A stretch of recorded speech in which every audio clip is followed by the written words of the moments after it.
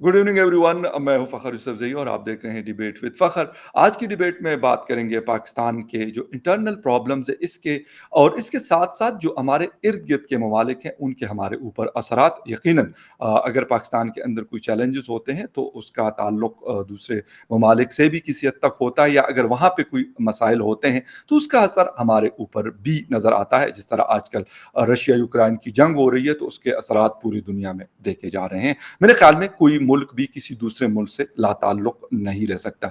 नई हुकूमत के लिए क्या चैलेंजेस हैं? पुरानी हुकूमत ने कौन सी ऐसी गलतियां की जिसको मेरे ख्याल में सुधारने की बड़ी अशद ज़रूरत है? इन सारी चीज़ों पे बात करेंगे, और बात करने के लिए आज मुझे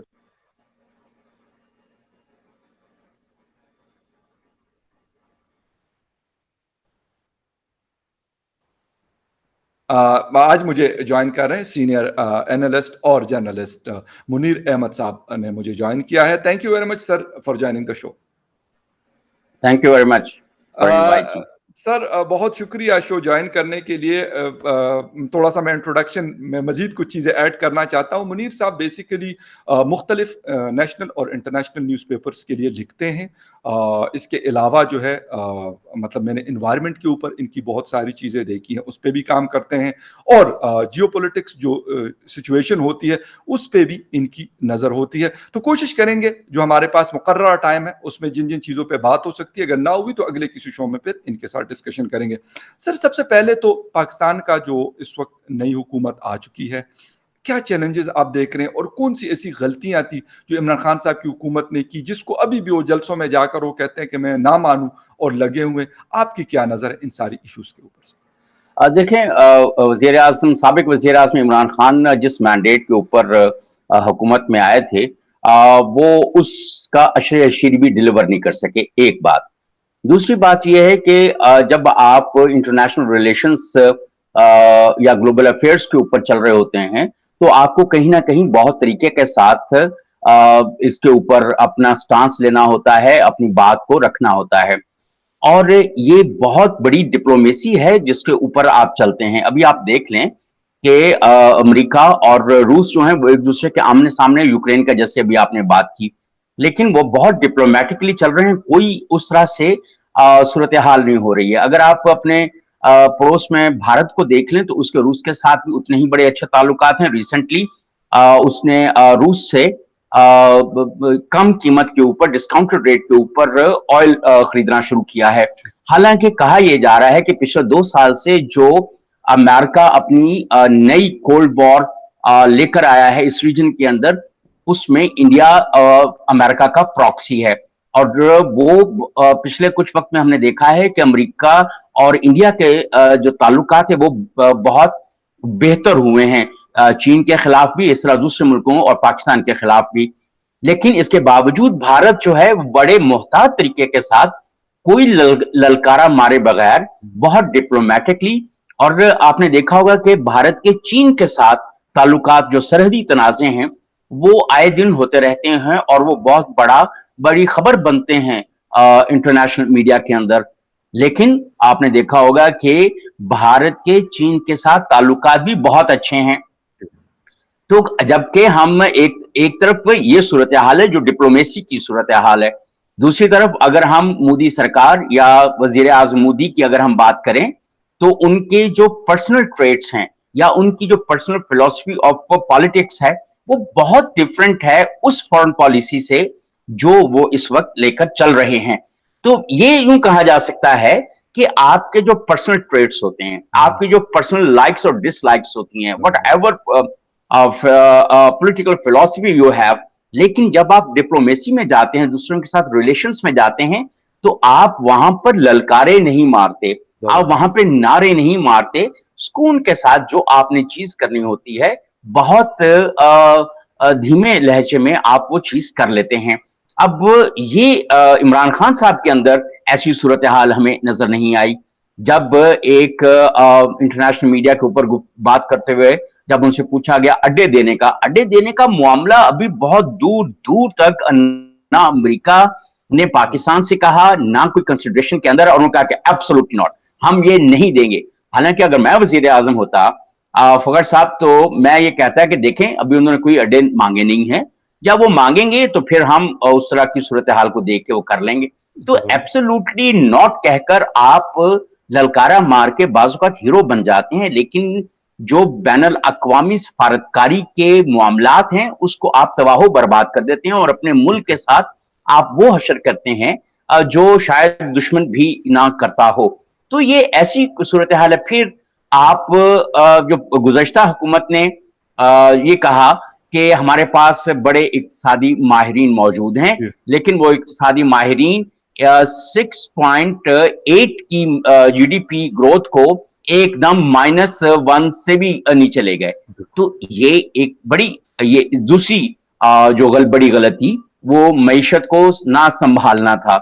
تیسری بڑی غلطی جو چور اور ڈاکو جس کے اوپر آپ پورا ایک نیریٹو لے کر پچھلی حکومت برسر اقتدار آئی تھی، وہ اس میں کہیں پر بھی یہ ثابت نہیں کر پائی عدالتوں کے اندر اور اپنے پوری نیشنل اکاؤنٹیبلٹی بیورو کو سرگرم کرنے کے باوجود اور انٹرنیشنل ایجنسیز ہائر کرنے کے باوجود کہ جو چور لٹیرے تھے وہ مطلب آپ ان سے ان کو ثابت کر سکے، نہ ان سے آپ ریکوریز کر سکے.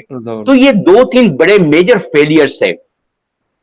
جو اہم نقطہ ہے وہ پچھلی حکومت کا اب وہ اسٹیبلشمنٹ، ملٹری اسٹیبلشمنٹ کے ساتھ ایک پیش پر ہونے کا ہے.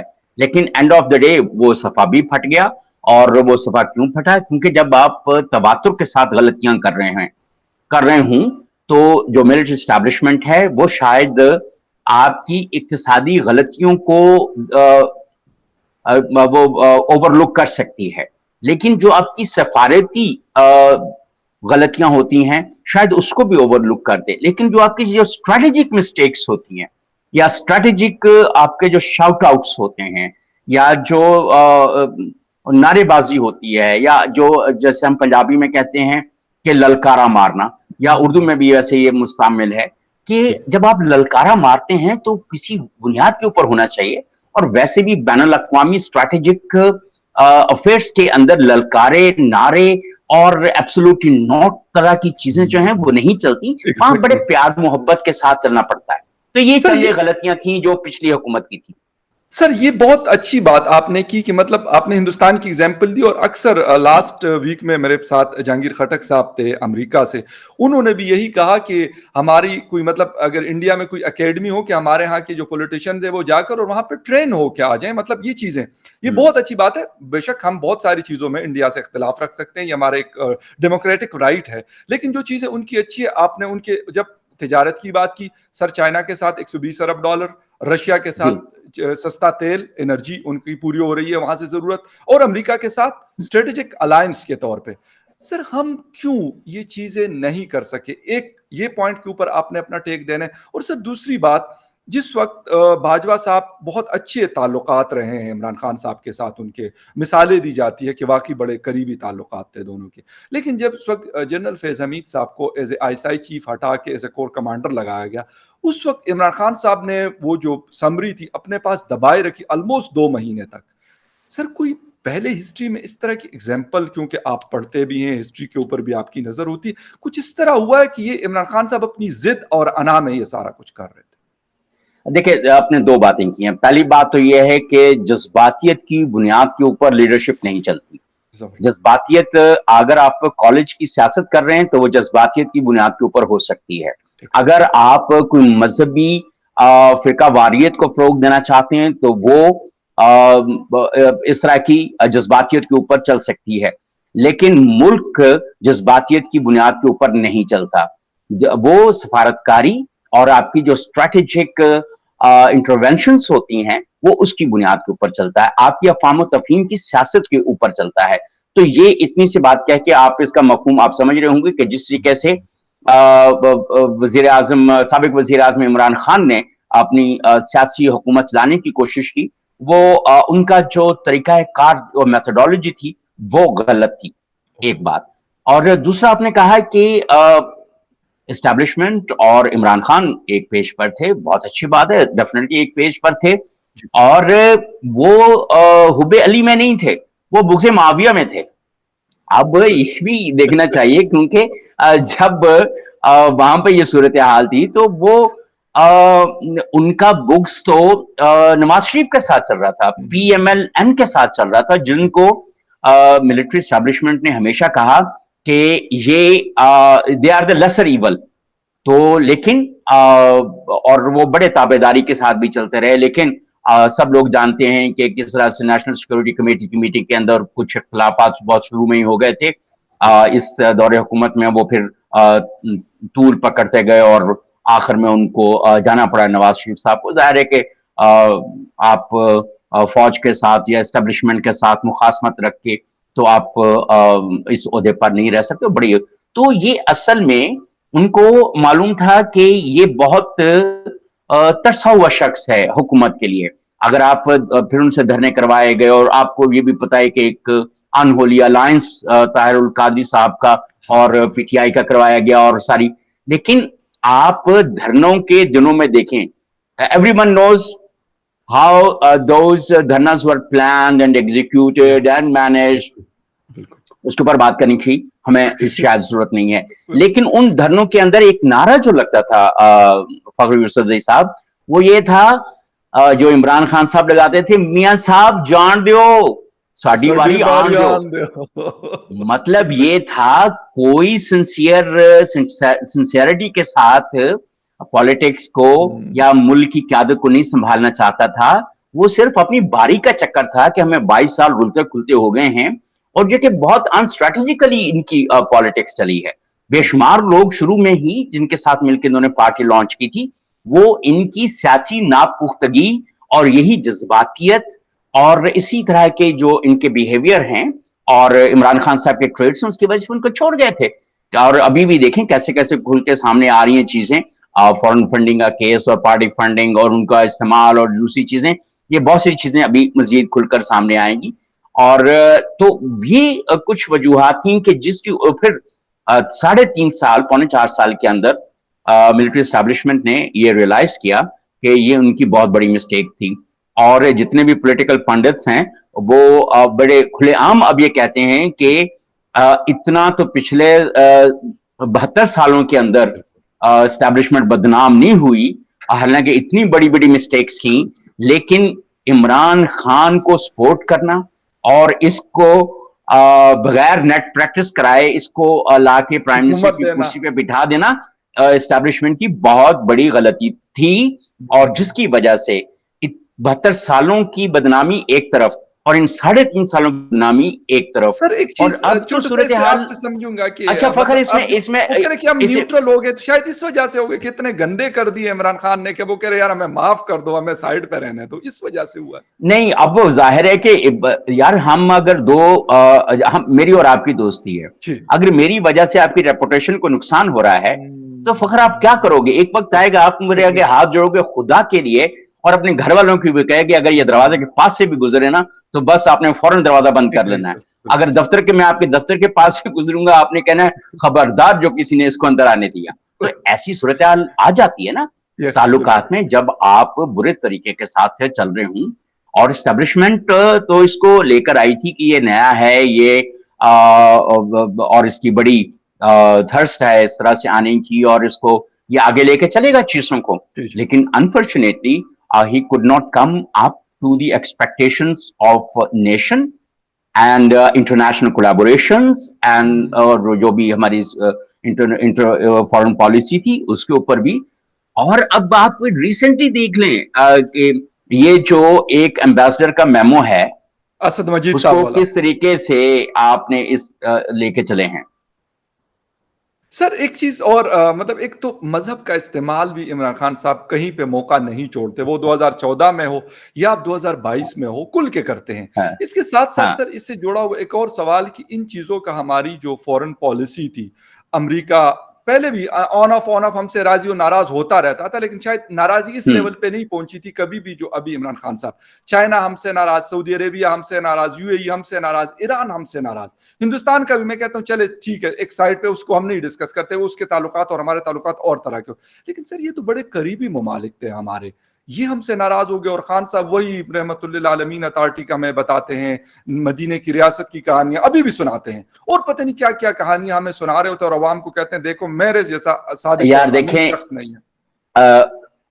فخر, میں آپ کو یہ عرض کروں کہ پاکستانی قوم جو ہے یہ اس کے اندر مذہبیت اور مذہبی جنونیت جو ہے وہ بہت زیادہ ہے, اور آپ نے اور سارا بہت بہت وائلڈ ٹائپ کی ہے, بڑی آپ نے دیکھا خطرناک ہوگا چیز.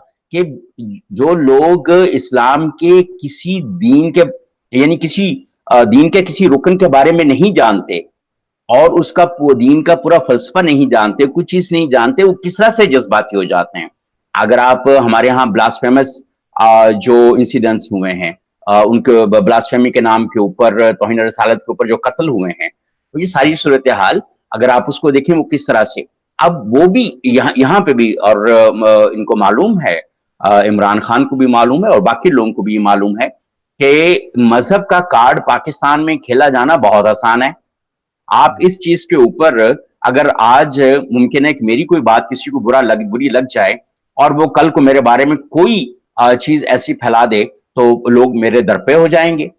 اب ہمارے ہاں تحقیق کی روایت بھی نہیں ہے. جو فخر آپ نے کہہ دیا, جو میں نے کہہ دیا, جو کسی مولوی صاحب نے کہہ دیا, یا کسی ملا نے کہہ دیا, کسی نے کچھ بھی کہہ دیا, لوگ آنکھیں بند کر کے اس پہ یقین کرتے ہیں.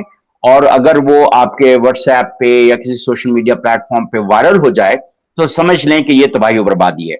اور سوشل میڈیا کو بہت irrationally اور انجسٹیفائبلی جو یوز کیا ہے, وہ عمران خان کی جو ٹیم ہے سوشل میڈیا کی, انہوں نے بہت اس کو یوز کیا ہے.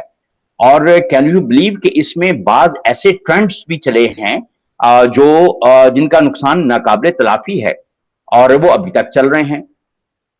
ابھی بھی آپ نے دیکھا ہوگا کہ کس طرح عمران خان کے حق میں آ رہا ہے کہ یہ تو بس پوری دنیا کے اندر امت مسلمہ کی نشت ثانیہ کا علم بردار, اور اس کو کیا اس کے بارے میں لوگ نہیں جانتے؟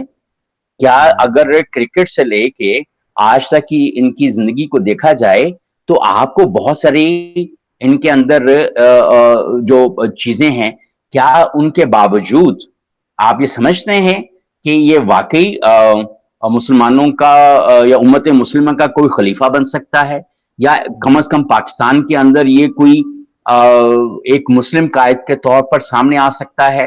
یہ بہرحال ایک بہت بڑا ڈائلما ہے ہمارا, اور ہم اس کے مطابق ہمیں اس کو دیکھنا چاہیے. ہماری قوم کو, ہمارے لوگوں کو چیزوں کو ریشنلائز کرنا چاہیے. اور ابھی ایک دو کارڈ, کسی کارڈ کے اوپر یا کسی میں سوشل میڈیا کے اوپر ہی دیکھ رہا تھا کہ اس میں لکھا ہوا تھا عمران خان کی تصویر لگا کے کہ ہمارا نبی ہمارا لیڈر, ہمارا لیڈر ہمارا نبی. بالکل یہ بات بالکل صحیح کہہ رہے ہیں. یہ مطلب آپ یہ کیسے کہہ سکتے ہیں کہ ایک انسان جو ہے, چاہے وہ بہت بڑا عالم دین کیوں نہ ہو, آپ اس کو بھی اس طرح کے القاب سے نہیں نواز سکتے, اور اس طرح کے کانسیپٹ آپ اس کے بارے میں لے کے نہیں پرچار کر سکتے.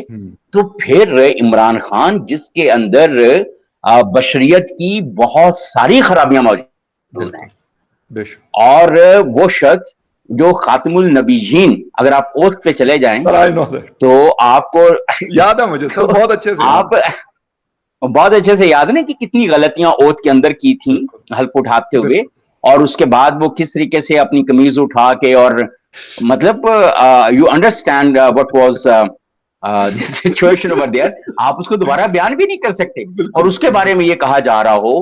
تو یہ بیسکلی لگتا ہے کہ کچھ لوگوں کو ہیپنیٹائز کر دیا گیا ہے, پولیٹیکلی ہیپنیٹائز لوگ ہیں, وہ اس کے علاوہ کچھ سوچ نہیں سکتے کہ وہ یا وہ پیڈ ورکرز ہیں, دیکھیں, یا وہ پیڈ ورکرز ہیں.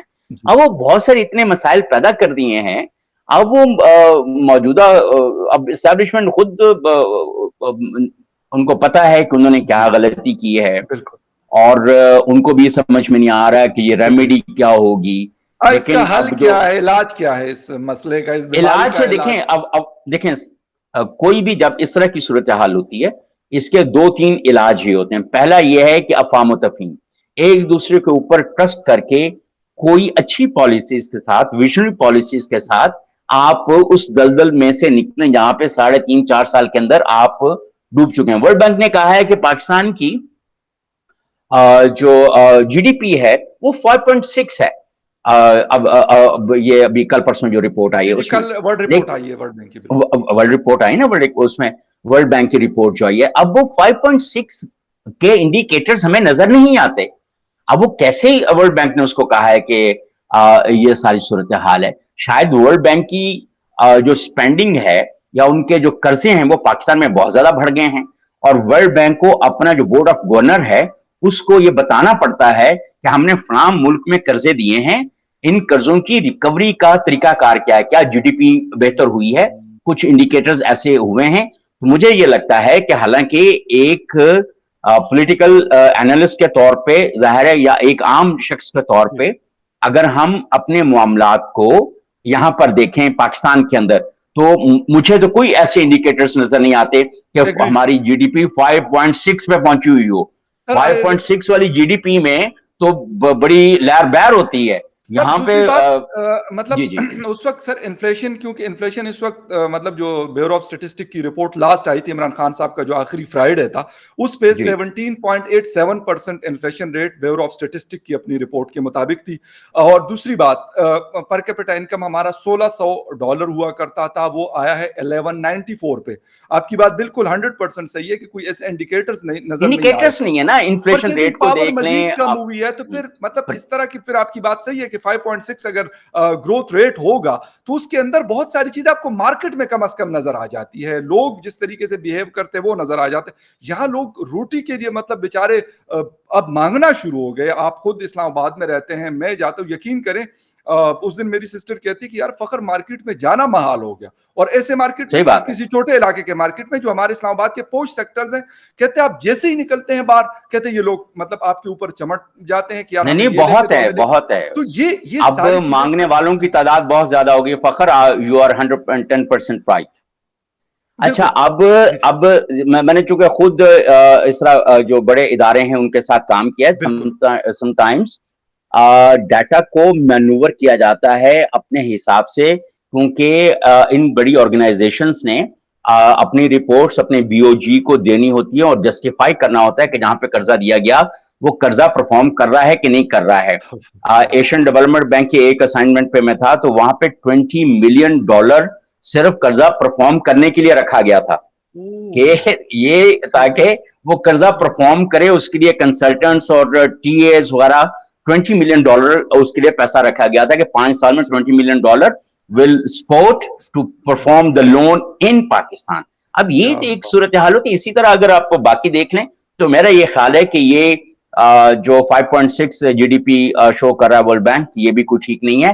جب ایسے اشاریے مل رہے ہیں ہمیں, معاشی اشاریے بہت برے مل رہے ہیں, تو اب جو حکومت آئی ہے ریگولیشن گورنمنٹ, آپ نے دیکھا کہ 7-8 دن تو ان کو ویسے لگ گئے 9 دن کیبنٹ بنانے میں, حالانکہ جب ان کو پتا تھا کہ انہوں نے آ جانا ہے, ان کے سامنے دوسری ٹیم تو ہے ہی کوئی نہیں. ایگزیکٹلی وہ جو جنہوں نے اپنے آپ کو وہ کانفیڈنس موشن سے ڈیفینڈ کرنا تھا وہ ویسے ہی بھاگ گئے ہوئے تھے, یہ دیکھتے ہوئے کہ حالات ٹھیک نہیں ہے, ان کے حق میں نہیں ہے.